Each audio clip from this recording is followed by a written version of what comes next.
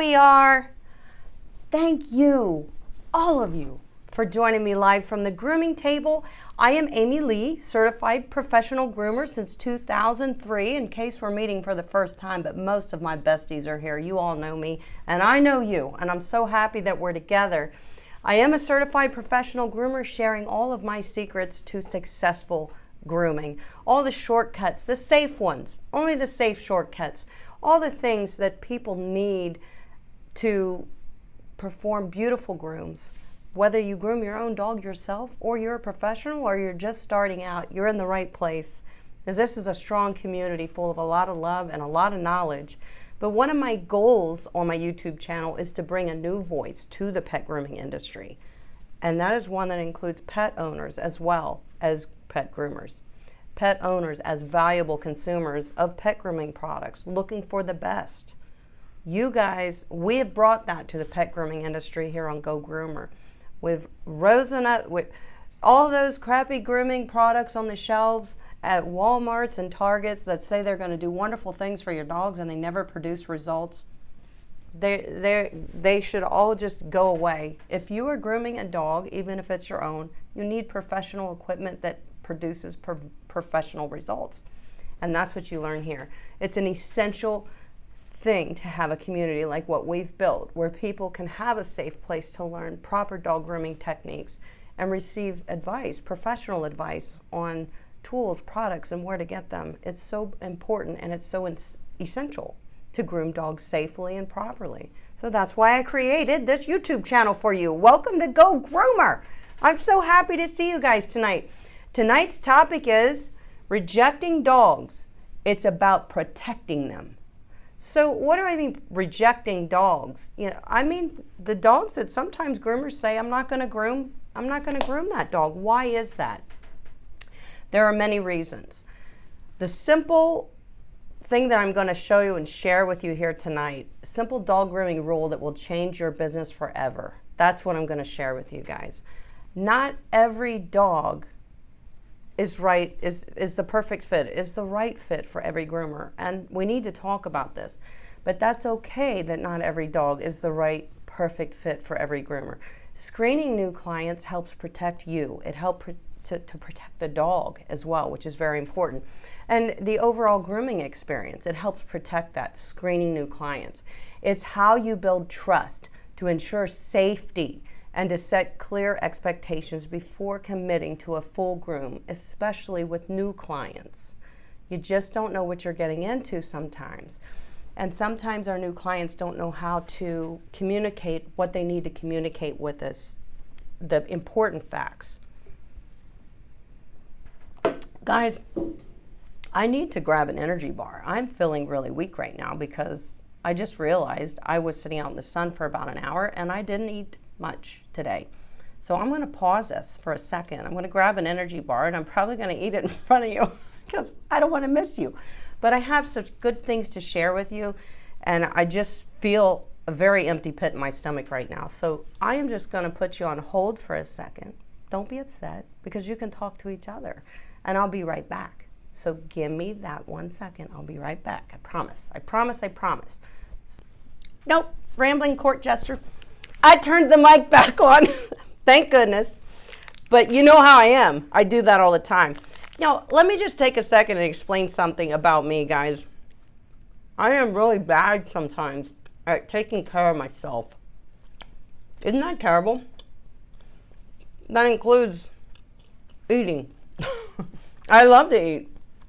I just get so busy and I forget when I last ate anything, you know, and then I start to feel it, especially at my age. I'll be 53 this year. Look at having a TED Talk while I'm feeding my face. Well, I don't want to pass out on you. I need some energy. I get these energy bars from Aldi. I love Aldi. So in a pinch, if I'm out running around, and often I forget, hey, you didn't eat no breakfast, and you went out running around, and I start to feel really famished, I always keep these in my purse. They're like they save me. You know, they give me exactly what I need in that moment. So If you don't know, you should always have some energy bars near you, especially if you're a groomer, because what happens to us as a groomer, we get going on our day, and we don't always have a lot of time allowed for us to have those meals that we need, or proper food or good food with us, you know, that we can eat and feed the machine, because it's important as a groomer to feed the machine. So important. I got really good at packing stuff with me. I've learned over the years that, you know, I need to have something there, something good for me. Because you really express a lot of energy when you're grooming, and you work yourself pretty hard. So don't forget that water all the time. I always have a big jug of water with me, and I always have things like this, or bananas, sandwiches. Stuff that I can just eat when I need to, right? In a pinch. Yeah, we are bad. Women, we are bad at that. Forgetting those things. I've been really busy today too, and I'm just kind of rushing to get this set up. It was really hot outside. It's like 95 degrees or something crazy. So I sat out there for a little bit just to get some sun, because I like the sun, but I still didn't eat. I went out there instead. Wasn't smart. The sun gives me energy, and I love it. Just little doses of it. That's all I need. A little bit here and there. I'm good to go. Speaking of good to go, Liz is doing it. I don't even have to finish it. I'm not rude, eating in front of my friends. Guys, go to Aldi and get yourself some energy bars. You'll love them. They have all different flavors too. High in protein. Okay, share your food. We're ready to go again. This is a good topic. It's important, and it's not something that it was ever really taught to me at all. I had to learn the hard way, and then had to think, well, how do you fix this? What do you do? You know, what do you do when you have, especially as a new groomer, you're kind of meeting all dogs for the first time every groom, right? So you really don't have an idea what's coming for you, or what to expect for the dog, or is this dog safe to work with? Because oftentimes, you know, it's so dangerous for them too. They can jump off the table, they can fall off the table, they can, you know, do crazy things in the tub, they can be unpredictable with your shears, your clippers, your tools that are near them, unpredictable and very quick to make a bad move. I mean, it can all be so dangerous. But there's a way to avoid that. And now that my belly's happy, I'm ready to share it with you. Thank you guys for being so patient. I'm reading your comments. If we didn't love each other, you guys would bail. But you know, you're like, yeah, hurry up and eat that so we can get chatty. And that's what we're gonna do. Let's get chatty. So what I'm sharing with you guys tonight is something that I really want you to implement. I want you to implement this. I don't care if you're already a groomer and you're not doing it. I really wish that you would consider it and then see the value in it. In this video, I'm going to walk you through exactly how to conduct a professional screening session, an evaluation of the dog and you together, but what to look for, how to structure that experience from start to finish. I got it for you. Got a few things. I got something free for you too. I thought while I'm making it, I'm going to do something for you guys that would be helpful. So you're also going to learn how to charge for your time. That's very important because this is a paid service and it adds real value to your business. And it's also something that needs to happen for your grooming sessions. So we're going to get into it. This video is not about rejecting dogs. It's about protecting the dog, the groomer, and the entire grooming experience. And it's so important. And some of my groomers in the chat, you're going, absolutely, it's important. You understand. Screening potential clients is professional. It's the professional thing to do. It's the responsible thing to do. And it definitely just lays the groundwork and sets the tone for long-term trust between you and your clients, and especially for the pets that you groom. The screening process will do all this for you.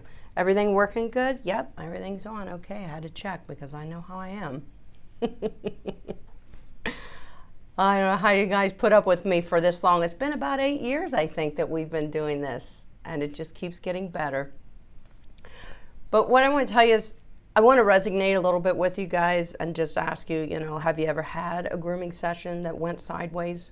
And you know what I'm talking about, sideways, just completely unexpected. Something, happened with the dog, or just the unpredictable behavior usually is what sets those situations up to go sideways. Or have you ever felt trapped or unsafe in a situation while you were grooming and not knowing what to do? That's why this is going to be helpful for you. So I'm glad you're here. I'm glad you're listening. And I've got something for you that's going to help you. So we are not talking about rejection in this video. We're talking about responsibility. New client screening is not turning business away. That's not what it is. You're preserving the opportunity to have the right business, to run a proper business is what you're doing. Screening is how we start with intention when we're grooming dogs instead of reaction, right? Screening helps us with that, screening these clients, these pet clients. It's how we stop accepting stress as just part of the job, because we do. For the longest time, we're like, it's stress, it's part of the job. But I gotta tell you, stress is not gonna find any positive outcome in your grooming sessions. Whether it's you that's stressed or it's the pet, there's not going to be a positive outcome there. You may get through it, hopefully, safely, but it's not good. It's not good for your psyche. So, what is a new client evaluation screening session? What is that? That's a good question you just asked. I know you're asking it. What is it? It's something that I believe every groomer should be doing. It's about a 30-minute paid appointment where you evaluate a new dog before committing that dog to a full groom. You're like, well, how do I do that? How do I feed that into my schedule? Don't worry, we got it. We have a plan. We do. We always have a plan. So think of it as a trial run to see how the dog responds to the grooming environment, and if you can safely work together as a team, you and the dog, because that's what the team is. The pet parents on the team too, you need their support. But in the grooming moments, it's you and the dog. So during this evaluation session, you'll do things like get the dog on the grooming table, the first thing. You'll test how they handle brushing, nail trimming, and being touched, because you don't know until you have them on your schedule and you're touching them, or you pick up a clipper. You don't know how they're going to react to that. And it could be very badly. It could just be a complete scared reaction that they give you that puts them in danger. I'm not always talking about aggression when I say we need to evaluate our pets and make sure that we can work together. It's not always aggression. It can be fear. It could be other things that can cause a grooming session to go horribly wrong for both you and the pet. So, you need to test these things. You need to test drive it, right? A test to how they handle brushing, nail trimming, being touched. Introduce them to the clipper to see if they tolerate the vibration and the sound. Perform a quick paw pad and a sanitary area trim to confirm that the dog accepts close contact with a clipper, because you're going to be doing clipper work on most of the dogs you groom. Turn the dryer on. That's another big one for dogs. Everything could be going great and that dryer fires up and they're like, oh no, she didn't. Seriously. If they could talk, that's what they'd be saying. So, that's part of your evaluation process. I'm gonna explain to you how you're gonna do all this in half an hour. Maybe you'll schedule 45 minutes at first when you start doing these sessions, but you'll be able to nail it down to half an hour, and you are gonna charge for it. So you're wondering how much you charge for it. You charge for what it costs you to perform a half an hour's worth of work. So if a grooming session is typically an hour and a half, you divide that by 3, and what you're left with is what you would charge. Or you can just have a flat fee and say, this is actually more of a consultation, and I will actually charge more for that. So, whichever way you want to flop it, it's fine, but you've got to charge for it. So, we're going to be turning dryers on around them to see how they react to the airflow, to the noise. And, here's the important part. You have to charge for it. That's what I'm telling you. This is your time, your skill, and your risk. And it's not a free consultation, it's a professional service. And also the pet parent, they don't stay for this evaluation. You need the dog's full attention, and you want to observe how they behave without the parent around, because it usually is different. They transfer their trust directly to you as long as they feel they can trust you. So most importantly, this screening sets the tone for future grooms for that pet. It helps you build trust with the dog, create a safer experience, and determine whether it's the right client fit for your grooming schedule, for your business. It's not about saying no. It's about setting everybody up for success, including yourself. So today, I made something for you just to make it easier. It's free for you. You can download it. It's a PDF guide. You can print it. You can use it with every new client, and you can also give them a copy. You can make a copy of it for them. But it's an evaluation sheet. So let me throw it up on screen for you. You'll see it in the description below. Where's mine? There it is. So there's 3 pages to it. This is the first page. You'll see it in the description below. It's a free download. You just click on it and you download it, and it's yours. It goes to your device. I'm so thirsty. I think I probably shouldn't have sat out in the sun. It was so humid. But so this is the first page of it. Let's talk about it. Okay, so you'll see that there's a spot for the records for the dogs, like the dog's name, the dog breed, the age, the owner's name, and whether it's a boy dog or a girl dog. You know, these things are always good to note. So that information is there. There's a spot for that. There's a full checklist for you to walk through the evaluation step by step. A place for you to note and to, you know, notate your evaluation outcome, basically is what it is. And it, you know, you can consider it like a little bit of a report card or something like that that you could actually give to the owners, so they know areas that their dog is sensitive with, and maybe, you know, have some suggestions for things they can do at home to help the dog overcome basically, you know, being touched in their feet, or, you know, brushing if that's an issue. There's good tips us groomers can give to pet parents to help take those fears away from dogs too, and keep the training going at home. But there's also a space for your notes. So this is the second page. This continues the evaluation. And then the last page is a space for your notes, and, you know, there's plenty of room for you to write whatever you need to write. You know, if something specific happened and you want to make good notation of what that was, so that, you know, when you do work with the dog the next time, you know exactly what it was you dealt with, or what the areas that were of struggle for the pet, or just simply note the good things too, guys. Say, you know, this dog became very trusting within 5 minutes of the grooming session, and everything started to go straight on the up and up from that moment on.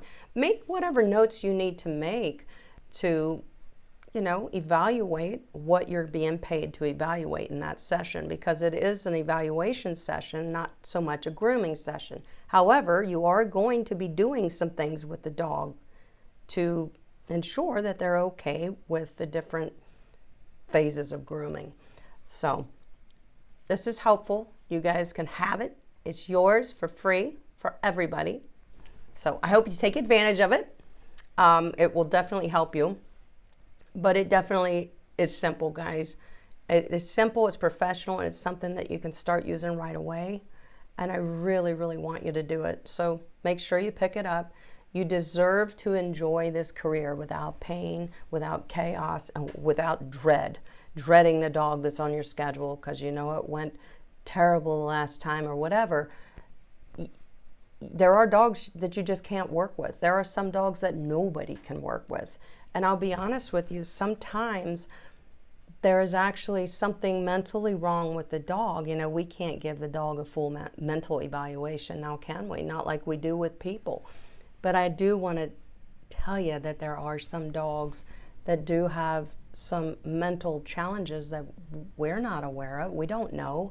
They may be very good for everything, and there's just a few things that they just can't cope with. You know, there are those dogs. So I want you to know they're out there. And as a new groomer, we do tend to get a lot of the dogs that other people don't want to groom. And not saying that you can't turn that into a wonderful working relationship, because you can, and I absolutely have. And talk about a huge reward. That's a reward when you can make that happen. But you have to understand that you can't always make it happen. They're not always going to be your dog. You know, they're not always going to be able to allow you to do this. So it's very important for the dogs as well, this evaluation process, the screening process. It's the gate that protects everybody, you and the dog. It's an evaluation. So what do you do during an evaluation session? It's kind of fun too, because it's like I'm getting to know you, you know? And it's so neat to work with a dog that you don't know. You really don't know yet, but you obviously have good abilities to communicate and present yourself in front of dogs, right? So you have that ability as a groomer.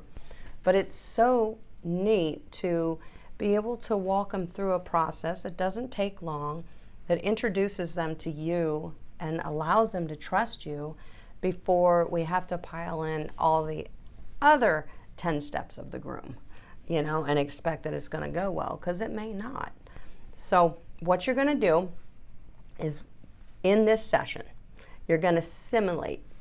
It's like a simulation, you know, when people, you know, are training for driving rocket ships, and pilots are training to fly big jet airliners. They have simulation booths, like, it's pretty amazing, where everything is there and everything looks real world, but it's really not. They're not up in the air. So you're going to consider this like a simulation of a full grooming experience without completing a full groom. So it's not a joke. It's really not. And it allows you to assess the temperament, to assess any reactivity and potential safety concerns, so that you can avoid bad things from happening, because you're going to evaluate it and you're going to say, oh my gosh, no, we still have work to do before we could ever do this. And that's when you will bring them back in every week to work slowly with them if they are highly reactive or highly fearful. You can work through it with most dogs, but not all of them. But the only thing you can do is try and offer this service, right? So this is how I suggest that you conduct a new client screening evaluation. These are the steps. This is what I want you to think about doing. And I can post this up on the community tab if you guys are like, oh, I can't remember, I didn't write it down or whatever. I'll post these steps on the community tab of my YouTube channel, Go Groomer, so you can have them, you can copy and paste them or whatever, and have them in a notes file for yourself, just till you really get to understand what you're supposed to be doing with this evaluation and screening process.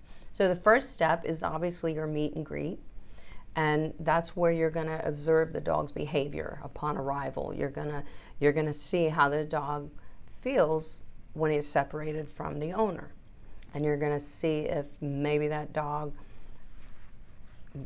transfers some trust right onto you. So that's the important thing. First step is your meet and greet.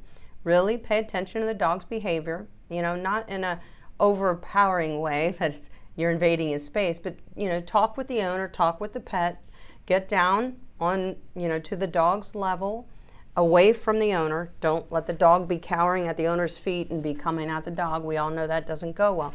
See if you can get the dog to come to you. Pet the dog, talk to the owner. But in the meantime, trying to just let the dog know that you're a safe person, you know, because it's important. A dog doesn't know you. And you don't know the trust levels of the dog when you're starting with a dog you haven't worked with before. You don't know. Do they come around easily with strangers? You know, do they not like men? Do they not like women? Dogs got their hang-ups. They really do. And ask the questions with the owner while you're doing the meet and greet. That's your first step. Is there anything that you know about your dog that concerns you as far as behavior with other people or anything, or objects? Is there anything you know that your dog is highly afraid of? Loud noises. Yes, my dog hates loud noises. Well, remember, we're going to be firing a dryer up, so make note. Okay, then the drying process might be something we struggle with. So you can already kind of preemptively prepare your brain for it, you know. That's step 1, meet and greet. Step 2 is to get the dog on the grooming table. Tell pet parent, I'll see you back here in a half an hour. Now, me and Fido are going to go in here and we're going to begin our evaluation session together, and we're going to try to bond and build trust and do all those things while we're doing it. And what you're doing is helping a dog understand what's coming in the grooming process, because they don't come pre-programmed with that information. They just don't. So step 2 is to get the dog on the grooming table.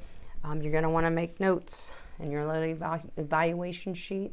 Does the dog comply with direction when I say no, stay here, sit, stand, or is the dog is whoa? Because some of them are. You know, are you able to reel the dog in? Are you able to keep the dog focused on you? So does the dog comply with direction?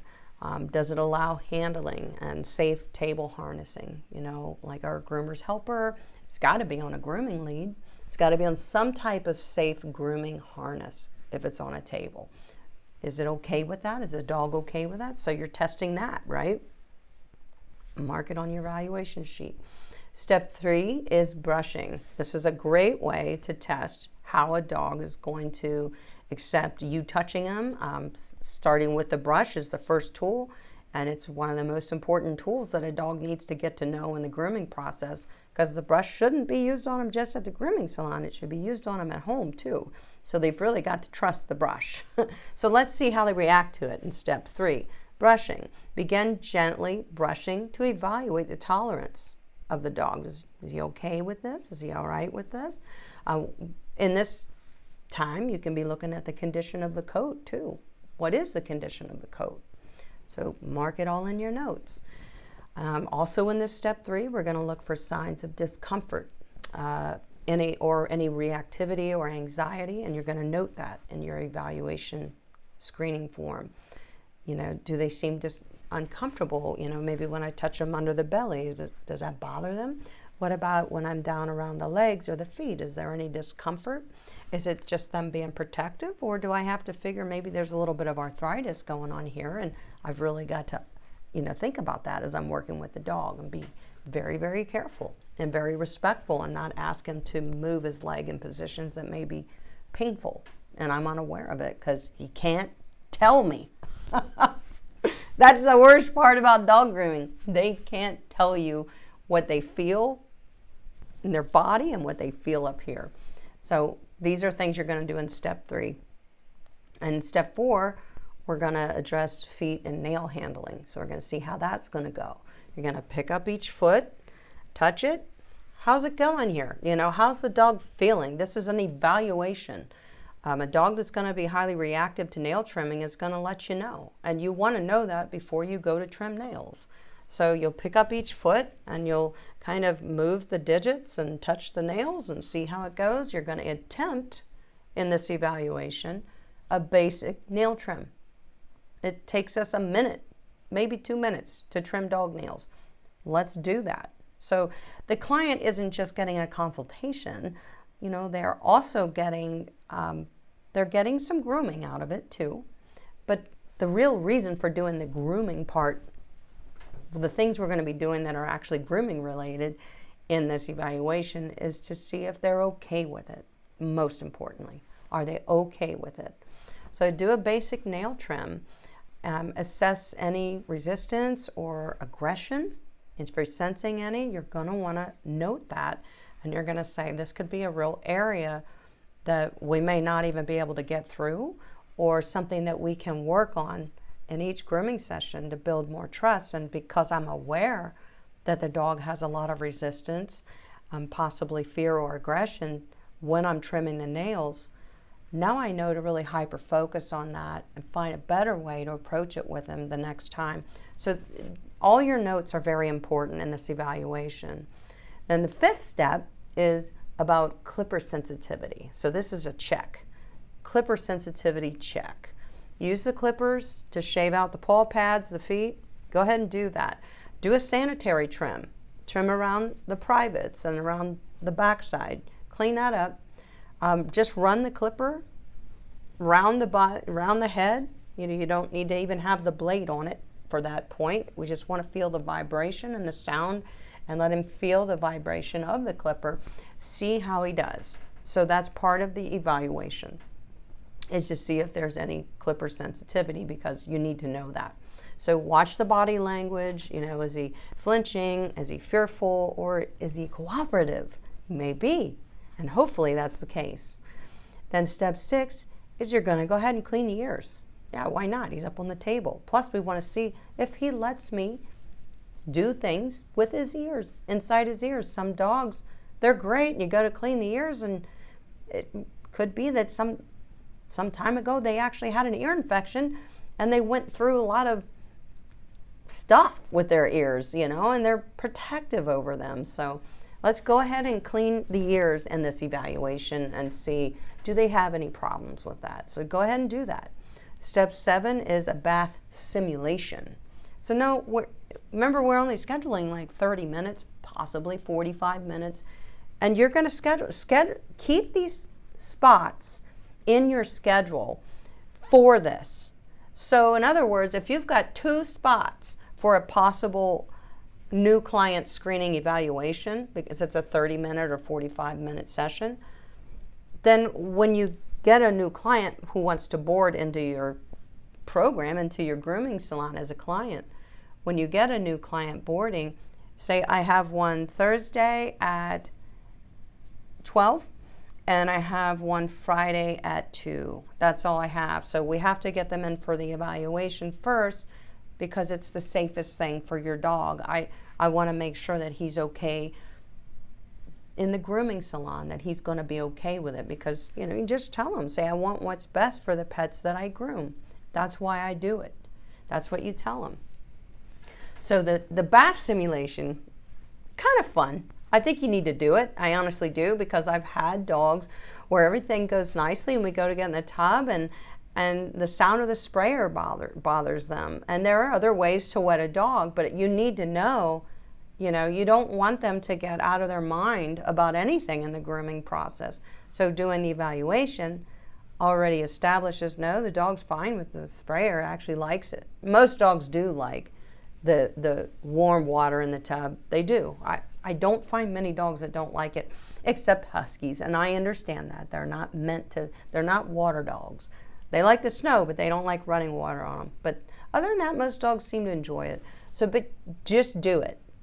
Do it in the evaluation. Put them in the tub. If they're a bigger dog, you got to see, are you able to walk them up the ramp to get them in the tub? Because you could start your grooming session with a big dog you've never worked with before and go to get them in the tub, and they put the brakes on. And if you're not able to pick them up, depending on the size of the dog, how are you going to get them in the tub? So see if you can take the time to build the trust, get them to walk up the ramp and get in the tub. Great. That's part of the evaluation process. Get them in the tub, use the sprayer, but you don't have to get the dog wet. You don't. Just expose them to the sound of the water sprayer and just being in the tub. And run the sprayer around them, whatever, just let it expose them. See how they react. Observe their reactions and then note it in your evaluation form so you can remember and report back to the client who's paying you for this session, right? I think every groomer should be doing this. I don't know why people don't. They think that they don't have the right to ask for that. You absolutely do have the right to ask for it, and the reason why is because you're protecting the dog. You don't want to reject the dog, you want to protect the dog. So it's important. So the next part may be the part that most dogs will show some reactivity, or it's the most common. It's the step 8, which is dryer simulation. So they're going to need to be exposed to the dryer. We're going to need to see if they can handle it. And we do have other methods that we could dry depending on the size of the dog. We may say, well, the dog likes the stand dryer. He's okay with that. He just doesn't like the high velocity dryer. But you can work a dog out of fear of a high velocity dryer, but not if you're just forcing them, hold still. You have to work them through it. You have to keep their confidence on the grooming table so they can see that they overcame something that they didn't like. And I can tell you, especially from, you know, an easy reminder for me is the fact that I have a 5-month-old dog right now, and he's a standard poodle, but he's a puppy. Now he is getting big, but I can see the transitions from one grooming session to the next. And sometimes we're only brushing together. Sometimes it'll be shaving face, feet, and tail, because he's a poodle, and nail trims. Sometimes it's bathing. We're doing all kinds of stuff together, but ear plucking, that was one thing that he didn't understand it. It wasn't that it hurt him, but he was afraid of it. He would, you know, and until now he just stands there like, you can tell he does his neck like, that feels good. But he had to learn to trust it. So that's all it is for dogs. And we can't expect a dog who's never been exposed to a tub sprayer, the water sprayer, to a dryer, to a clipper. We can't expect them to just naturally understand that it's safe, because they don't understand it. So step 8 is your dryer simulation. So the dog's back on the table, right? Back on the grooming table. Use your high velocity dryer on low. Start on low, start at the back of the dog. Yes, no, the dog's not wet, but you can still dry him. You can still use the dryer. Let him feel that airflow. Let him feel that noise of the dryer and the vibrations and stuff. You can still expose him to it, though he's not wet. Because remember, this is a 30 to 45 minute session. So, you know, we can't do all that and a complete bath and blow dry in 45 minutes. You're just testing the waters to see if he's going to be able to do it. That's the important thing. So the dryer simulation is very important to go ahead and expose them to that. And yes, the coat is dry, but you can still act like you're force drying the same as if it were wet. See how the dog reacts to it. You know, how does he respond to it? And note that in your evaluation. Hopefully it went well. And, you know, for first time dog you've never worked with, it's never a bad idea to always just make it part of your routine to use happy hoodies, which kind of swaddles their little head. It dampens the sound, you know, because the dryers are loud and dogs have a very keen sense of hearing. So maybe just make it your practices to always use happy hoodies. It's not a bad thing to do. They come in 3 sizes, small, medium, and large. So, and then you throw them in the wash at the end of your day with the rest of your stuff. They're completely machine washable. So it's a good thing to have them, but don't skip the drying simulation. The dryer simulation. So like simulating a blow dry, you need to do that. Step 9 is your handling exercises. That's important. You're going to be touching the dog, lifting legs, looking in ears, touching them in areas that, you know, maybe a lot of people don't usually touch them in their private areas when you're clipping and doing stuff. They may be like, what are you doing? You know, you want to handle the dog. So you're also going to do some more brushing at this point. Just, yep, and we're back to brushing. Hi, you're doing good. By this time, you've definitely built some trust. I can tell you that. It's coming. It's a given by this time. We're at step 9. So do some more brushing after exposing them to that dryer, because when you exposed them to the dryer, if they tolerated it, they still may be a little bit up here in their mind. So now let's get back on to using tools, brushes, clippers, that kind of stuff. You know, expose them to that again, see if they're still okay with it, because that stuff is coming for them after the drying process in a typical routine grooming session, right? So, you know, don't forget to continue to pick up the feet, to, you know, touching the feet, still handling the dog.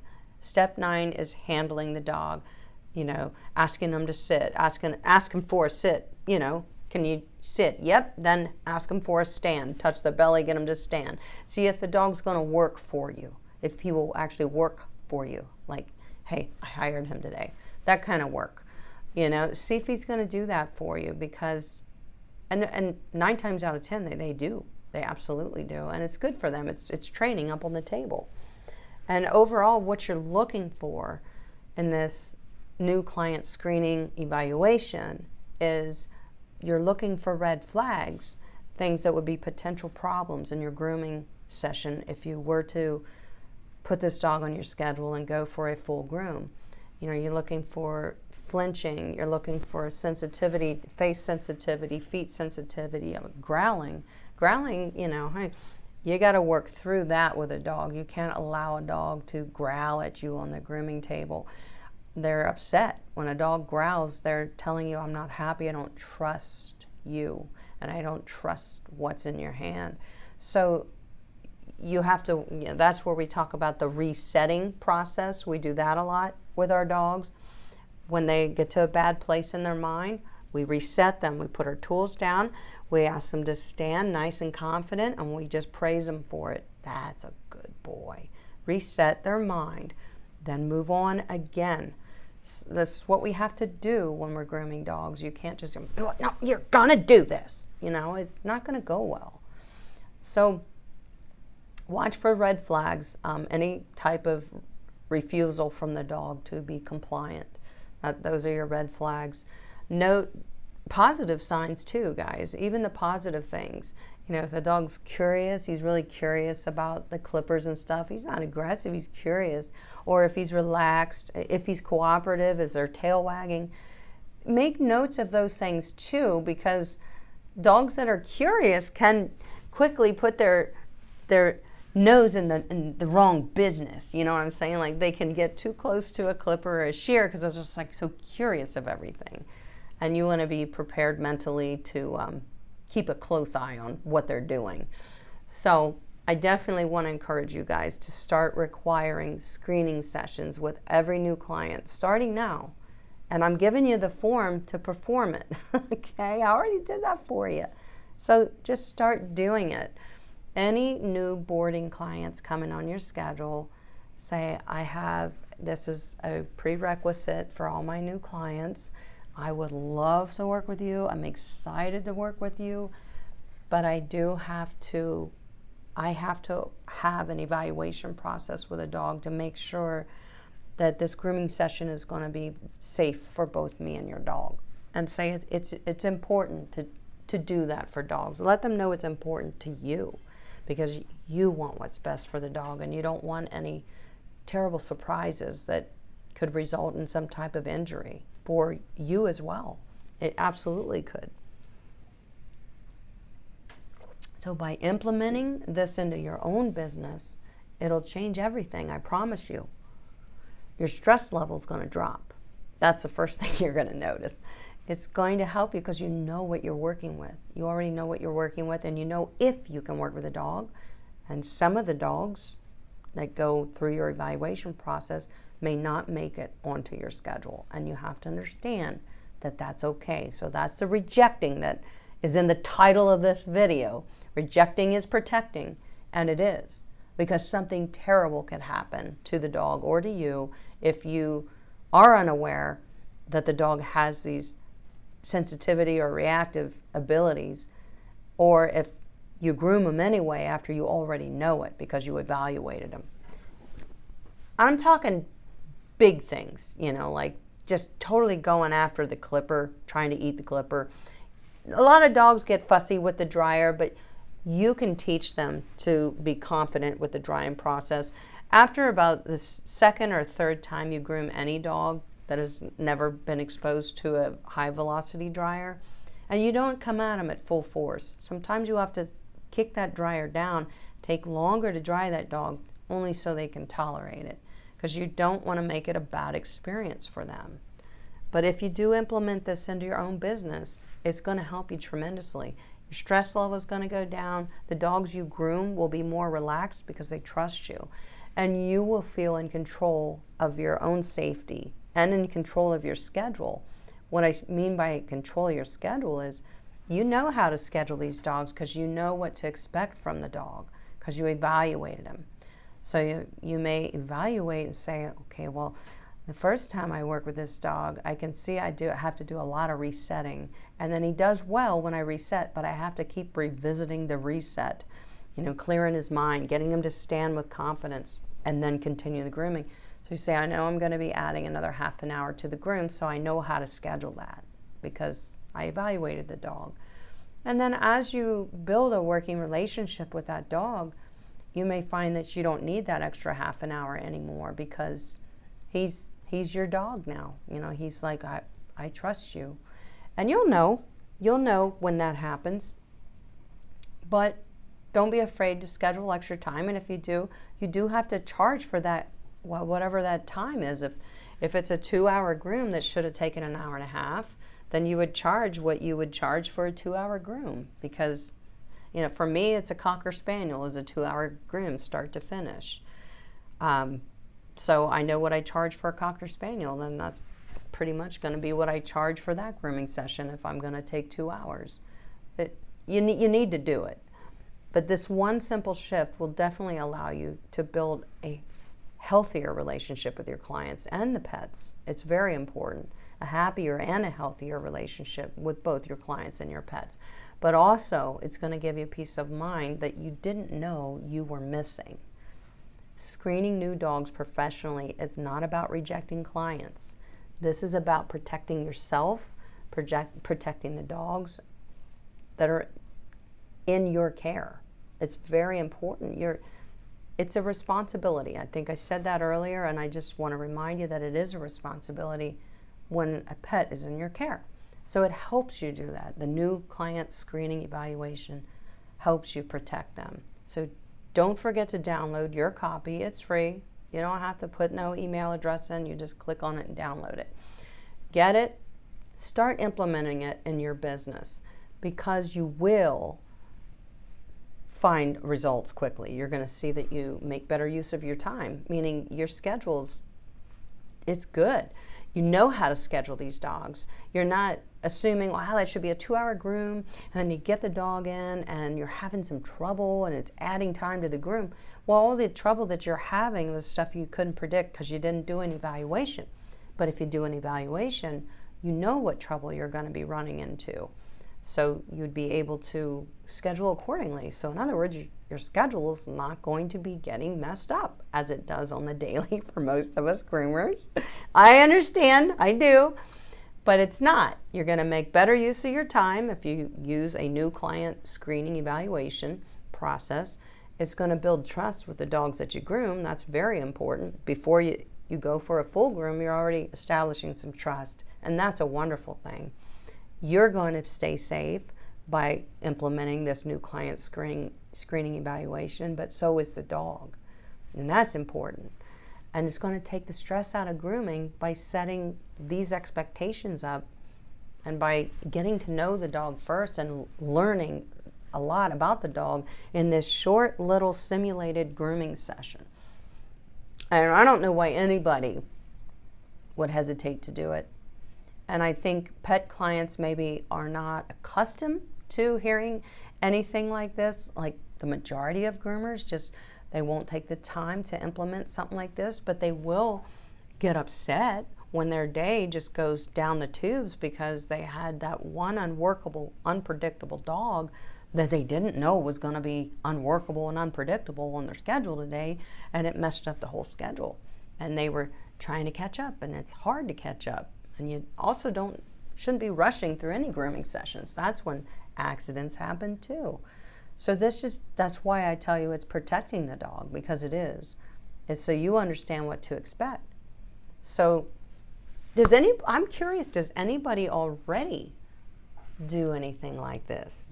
Is anybody already practicing this in their grooming business, where they have like a client boarding session where they are alone with the dog, not just a meet and greet with the client? You want to know how the dog feels about being on the grooming table, or about being in the tub, the dryer, the clippers, touching the nails, clipping the nails. You want to know. So is anybody already implementing anything like this in their business? Because if you are, I salute you. In fact, I am going to salute you. You're getting a real salute. If you do this in your grooming practice now, you are a smart cookie, and you're getting saluted, because your business is going to grow and flourish a lot because of just doing simple things like this, and what you expect from your business, from your clients, and how you run your business. If you're doing this, you're already setting yourself up for success. You really are. So I'm proud of you. And if you're not doing it, don't be afraid to implement something like this. Be proud of it. Be proud of it when you present it to your new clients. Say, well, I'd love to meet this dog, but I have one requirement. And they'll be like, what's that? Say, well, I have a new client screening evaluation that we need to go through for your dog.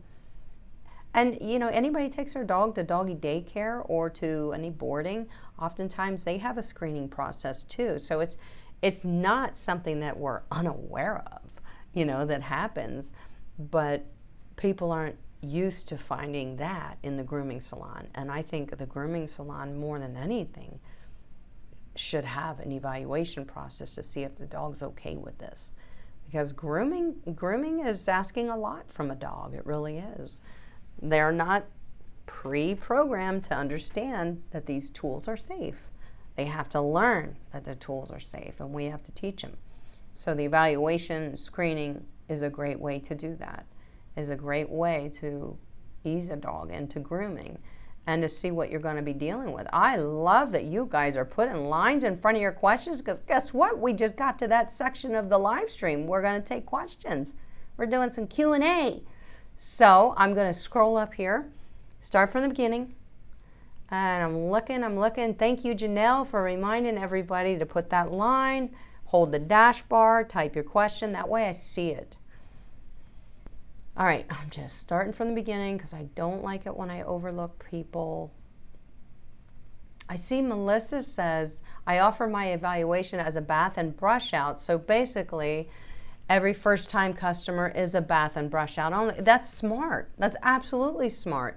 No clipping, no scissoring were involved. Is that a good idea? That's a great idea. But when you do that, Melissa, add the 5-minute, you know, turn the clipper on, run it over the body. Just get them used to seeing you and a clipper and having that scenario introduced into, you know, you're working with them.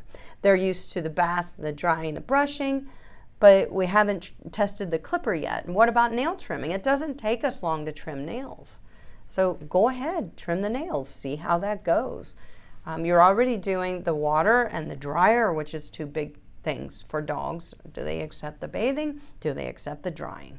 Those are two very big things. So yeah, no, you're good. I would just throw a few more things at them at that time, Melissa. Like, you don't have to actually clip them, but take the blade off the clipper and run it over their body, especially run it around their face, and see how they react to it. See if there's any reactivity, and help desensitize them to the clipper while you have them there on that trial little, you know, it is a bath and brush out, which is awesome, but now you can take it a little further. You can do a little more with that session to set them up for success for the full groom, you know? So I'm so happy to hear that you are implementing that. That's great. I'm just looking here for your questions. Okay.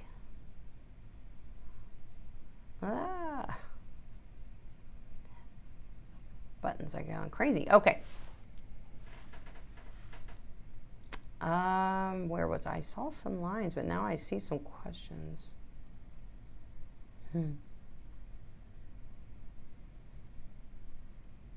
Here we go. GSY girl. Girl, I see your question. It says, I have an 8-month-old golden or Goldie, is it a golden retriever or a golden doodle? Okay, so he came to me at about 6 months old. The owner of the daughter play fights with the dog and lets the Goldie mouth at her. At first the dog let me use the thinners on. Wait, where did it go? And that's it. Goldie, poodle. Yeah, I'm not sure. Okay. Here you go again. You're finishing the question. So what you're saying is, she's saying is, it is never a good idea to have anybody play like this with a dog. And I know puppies, they that's what they do. But that doesn't mean you can encourage it. You would say, no, no, no. And you get a toy. And you say, now we can play. You don't bite my hands. That's how you keep them from biting hands. And puppies want to bite hands because they want to bite everything because their teeth hurt. They're teething. And we just went through that with Cash too. Guy was losing so many teeth in the last week. It was crazy. he's pretty much got a mouthful of his adult teeth now. But it's like every 10 minutes he's going, there's a tooth in his mouth. Oh my gosh. So to finish the rest of GSY Girl's question says, using the thinners around the eyes, but on the second and the third and the fourth visit, it woofs and goes, it woofs and goes to bite the thinners. That's not good. Off the table, it's mouthing my wrist. How do I stop this? It was really easy with Cash. I never allow him to nip at me. I always let him know. Sometimes I'll, ow, and make a squealy noise, and just because he'll look at me, and I'll say, and when he looks at me, I'll say, no. And then he got it like that. Not all dogs are as easy to convince that what they just did was bad. So what I do is consistently not allow, so not in a grooming moment, you know, just on the daily moment, try touching around her eyes or doing something that maybe she's fidgety with. And if she's, you know, mouthing at you, you go, ah, like that, and she'll look at you and say, no. Just keep reminding her that that's not okay. And often then the right thing to do would be to hand a dog a toy and say, yes, good. Because you're telling them, no, you can't do that, but you can do this. And you need to do that right in the moment with a dog if you're trying to teach them that, hey, biting isn't okay on humans. You bite this, right? So you have to offer that toy right away when you just told them, no, they can't bite you. As far as fidgety with around the eyes and stuff, you're going to have some of that. What you got to have is patience. So if the dog is really fidgeting and getting, you know, at you and not you, if your dog is fidgeting, you can't continue. You have to reset the dog. You have to, you know, either just hold the mouth and say, no, we're going to hold still. We're good. And then maybe try again. Get them still before you try to go about what you needed to do, whether that's using thinning shears or a clipper or whatever. So you have to, they have to be still. And as a professional, I never work with a dog that's moving and doing all this stuff. I have to make them be still first or it's just unsafe. So they have to be still. So hopefully that helps you. But hey, at 8 months old, from what I'm hearing here, 8 months old, yeah, 8 months old, is still a dog who's got a lot of a puppy in them. You know, so they got a lot of that pushback attitude and stuff like that. So you have to realize at 8 months old, you keep the consistency coming. That's so important, is they're learning. They're learning, and they're going to get it. They will get it. And then they'll grow up a little bit, mature a little bit, and then they get it even better. So it's all just a process of working through a puppy, you know, working a puppy into becoming more patient, more mature, and more accepting of brushing, touching, all the things, grooming, bathing, drying, all the things. Janelle Lawrence says, one of the best things you taught me, Amy, is when I can't do the nails, is to bring them to somebody who can. I found an angel lady who does my 215, is Ringo 215 pounds? My gosh, he's that big? Wow. Holy moly. Yeah, I suppose he would be a little hard to work with. So when he was feisty for the nails is what you're saying. So she said, I found an angel lady who does my 215-pound German Shepherd for $10. Well, that's worth it, right? And she, of course, she says, I always tip. I know you would. I mean, $10 is a steal. You're in Las Vegas, I think. That's pretty darn good. And I bet you Ringo's really good with her because that's the only relationship that she has established with Ringo, is this relationship of mutual respect. With our own dogs sometimes, it's like, well, there's love, you know, there's all these emotions. We love our dogs and you're so cute. Oh, but now I need you to listen to me. You know, sometimes when it's a professional that they only see for nail trims or grooming, they completely respect that professional if they have established some trust. So he's probably an angel for her. I bet he is. Ringo, what a boy. Jenny Sutherland, how you doing? Is Amy coming to Groom Expo West in July? I am not, Jenny. I know, I want to. I want to see you. I know you went last year too. The reason I'm not is because I did have a plane ticket and hotel reservations to go to Pasadena. This show's in Pasadena. It's a grooming trade show for those who may be not sure what I'm talking about. It was canceled. It was in February. It was canceled because of the terrible fires that were going on in that whole area there. It was terrible.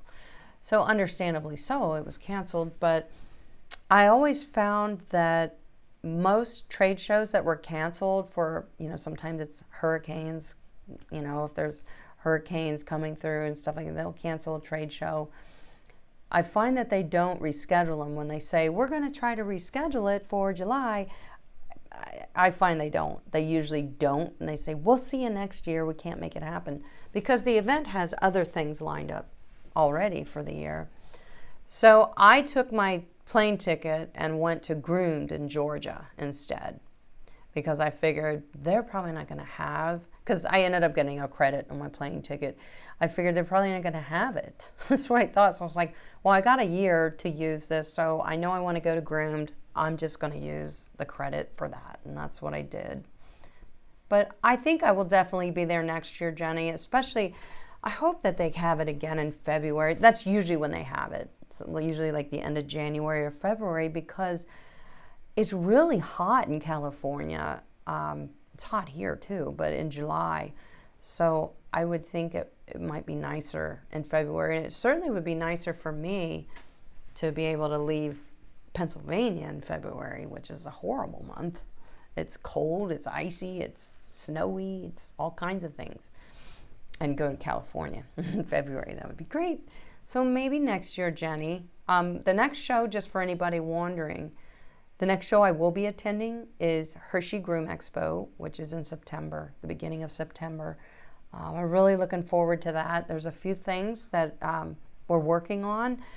You may be able to find me doing some different things at these trade shows that I haven't been doing in the past, some collaboration stuff. So I will keep you posted on that when it's definitely nailed down and it's a sure deal. So I really don't want to announce something to you that isn't going to happen, but it's looking pretty good. So I'll keep you posted. You know I will. Ringo loves Amy. Oh, Janelle. You know what is so cool about when we get together? Your dogs get to know the sound of my voice, because I guarantee your dog's sitting right there with you right now, and they always are. They get to know my voice. I hear so many of you say when you come on, the dog perks up because they recognize it. I think that's awesome. So though I'm just in this little bitty box right here, I actually get to know your dogs, and I think that is super cool. But yeah, Janelle says Ringo knows my voice and he gets excited. I would love to meet him. There's a show in Las Vegas called Super Zoo, Janelle. I don't know if you've ever been there, but you probably should. It's a huge show. It's not just grooming. It's all kinds of stuff related to animals, but it's really, really neat. Apparently, it's something to experience. Melissa, you live in PA? Totally going to that. Oh yeah. Oh, the Hershey show. You should definitely go to it. The Hershey show is the biggest trade show that Barkley puts on in the United States. There are other big trade shows like World Groom, and that's in Belgium. I think that one's a little bigger, but it's a neat one. I'd love to get to that. But the Hershey show is the biggest one. All the vendors are there. There's a lot of speakers and education opportunities there that you do have to pay for. But if there's areas of struggle, sometimes you can find a good seminar to go to help you over that hump, whatever it is you're struggling with in your current grooming business, The education is wonderful, the extended education. I just did my first 2 classes at a trade show when I went to Owensboro, and I really loved it. I really did. I loved being in front of live people like that and having the conversations afterwards too, and just working them through some struggles they may be having. It was cool. I loved it. I loved it, loved it, loved it. So Hershey is when I will be at a show the next time. That is the next show. But guys, don't forget to download that PDF that I gave you today. It's in the description. Click on the link and start implementing that.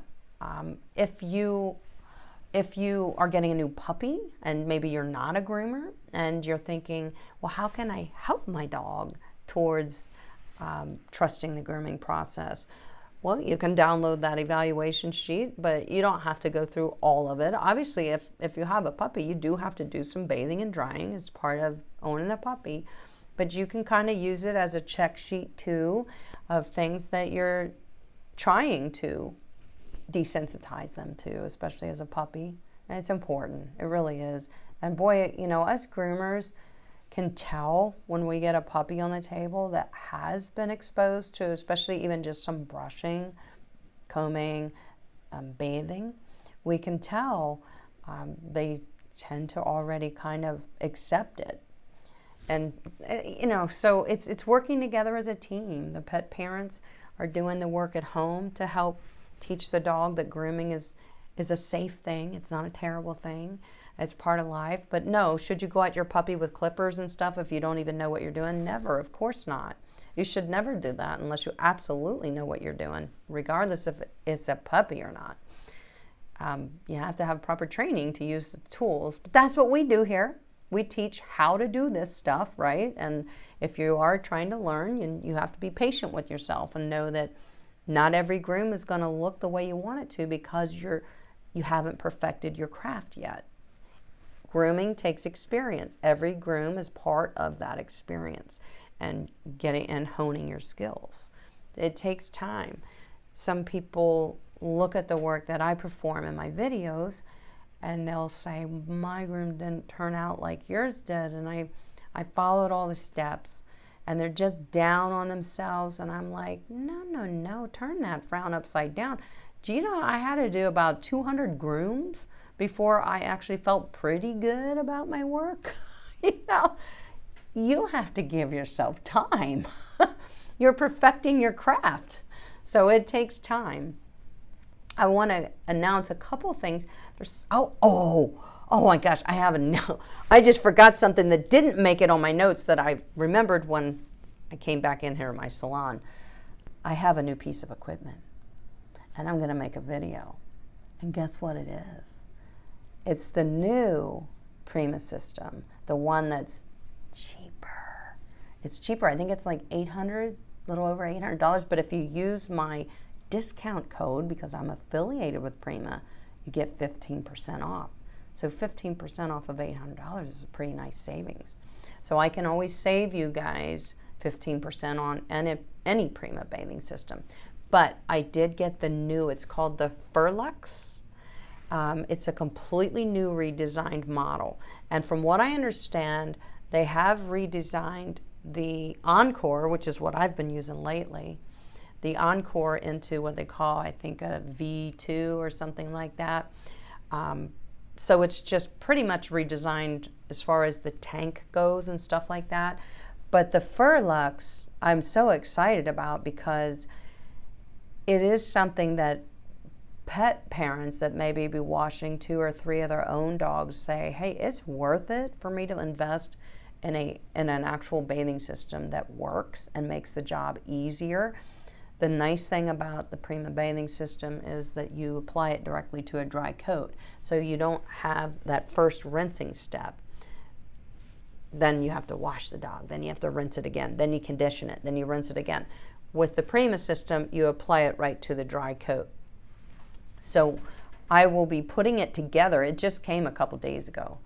And I had a busy weekend, so I didn't get to I wanted to take my time with it when I'm putting it together and reading the instructions and how it works and all the things. So I want to sit down with my new Prima friend and put it together and start putting it to use and then make a video for you so you can see it in action.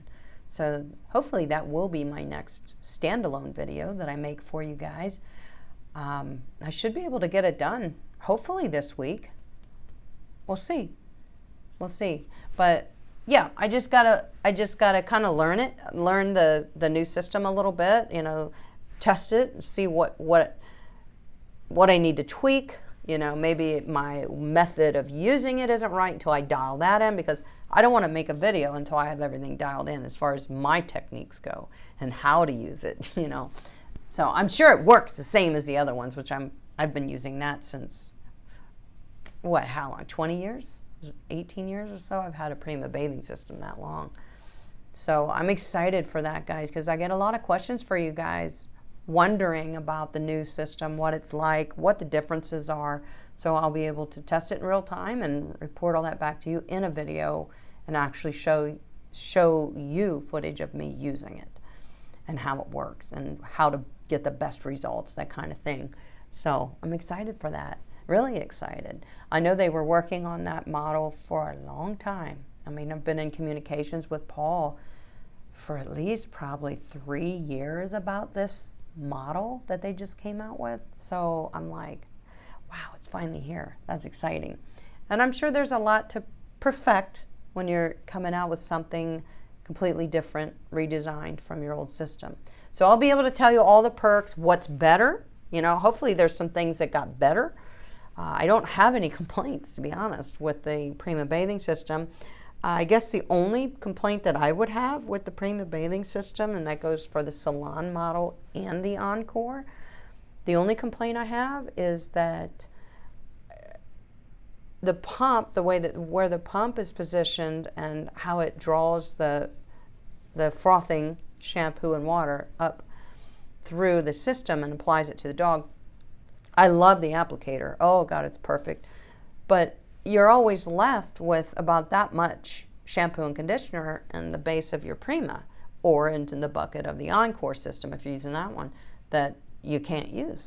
So it's you know, it's not terribly wasteful considering we don't add a lot of product to a Prima bathing system. It takes a little product and pushes it a long way, so we're saving money there.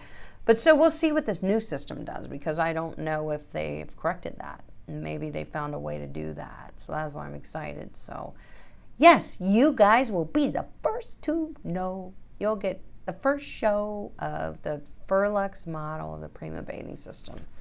I'm definitely excited for that. A couple other little announcements here. If you guys haven't signed up for my weekly dog grooming newsletter that comes out every Friday at 8 a.m. Eastern Standard Time, every week, straight to your inbox, and it's free. You can sign up for that. There's a link to my Learning Center in the description below, which it's when you go to my Learning Center, the sign up for the, what's that? The sign up for squirrel for the newsletter is right there at the top, so you won't miss it. So I encourage everybody to do it. I love writing the content for those newsletters. I love being able to reach you in another way and give you a little something different on the content side, which is a newsletter. So it's always got some great information and good helpful tips and links and video links that go along with what the topic is in the newsletter. So it's just kind of all packed into one little email. It's pretty cool. So if you haven't signed up and you want to, you can, and it's free. Our next live from the grooming table is going to be in 2 weeks after the 4th of July. Holy moly. So that'll be Monday, July 7th at 5:30 p.m. Eastern Standard Time. So I hope you guys come back and see me, because I love seeing you. I love learning together and sharing all the information. Channel members, my hounds, I'll be seeing you guys that following Sunday after our next live stream. So that'll be July 13th. We're having our monthly live Zoom learning session. If you're not a channel member, there's a link in the description below. We do learning sessions, and there's always a free downloadable PDF with every learning session that basically is curriculum for a notebook. It's all just adding to building your Go Groomer notebook, and then the Zoom session is the correlating video lesson that goes along with the PDF. So it's pretty, you don't know what you're not learning until you become a channel member. Right, hounds? And I'm very thankful for my hounds. I really am. I love you guys. I'm so proud of you. I love all of you. I really do. And the last thing that we're going to do together here today, We're going to close up this live stream by watching the Farmer's Dog Super Bowl commercial that warmed the hearts of dog lovers all over the world. That, 2 years ago on that Super Bowl when they came out with that? If you're interested in food for your dog that is species appropriate, tailored to a dog's specific nutrition needs, FDA approved, human grade quality ingredients, I'd love to help you get 80% off of your first box of the Farmer's Dog fresh food delivered straight to your door. There's a link in the description below. I am what's called a Partner Pro with Farmer's Dog. So I do have that perk to offer back to you guys. And I was very happy. I was already feeding my dogs the Farmer's Dog when they reached out to me and said, I think your audience would be interested in our product, which is fresh food for your dog that's species appropriate. But they said, they're dog lovers. Who else, who better to reach? And we can offer them 80% off their first box. So I said, I think it's a perfect fit. I'd love to offer my beautiful people something that is wonderful for their dogs. So I was all on board with that, all about it. And the last thing to say besides I love you guys is, what we're going to say. Let's say it together. If you've been here before, you know what to say. Long live dog.